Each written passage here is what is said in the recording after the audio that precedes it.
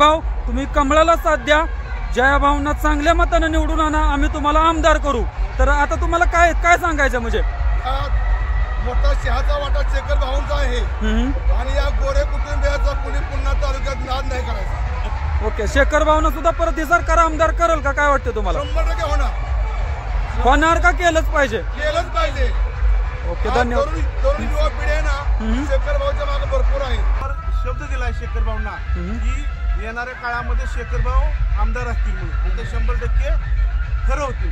साहेब, विक्रमी मतदान जयकुमार गोरे भाऊंना मिळालंय, त्याच्या मागे शेखर भाऊ गोरेंचा हात निश्चितपणे त्यांचा हात आहे, वाट आहे असं वाटतंय का? त्यांनी पूर्ण पाठिंबा दिलेला आहे आणि शेखर भाऊ त्यांच्या पाठीशी ठामपणे उभे राहिलेले आहेत आणि ह्यामुळं महायुतीमध्ये एक मत दोन आमदार ह्या म्हणीप्रमाणे शेखर भाऊ गोरेंना आमदार केलं पाहिजे किंवा काय वाटतंय तुम्हाला, होतील का? निश्चित विधान परिषदेमध्ये त्याला आमदार प्राप्त करून घेतलंच पाहिजे। ओके, धन्यवाद। जया भाऊ आणि शेखर भाऊ एकत्र झाल्यामुळं आज तुम्ही बघू शकत असाल किती हजाराचं मताधिक्य, 70,000। तर आता शेखर भाऊ सुद्धा आमदार होतील का, काय वाटतंय तुम्हाला? दोन आमदार, एक मंत्री, एक आमदार, एक वोट, दोन आमदार। म्हणजे आता शेखर भाऊ गोरे सुद्धा आमदार। ओके, धन्यवाद। कटावमध्ये एक मत आणि दोन आमदार।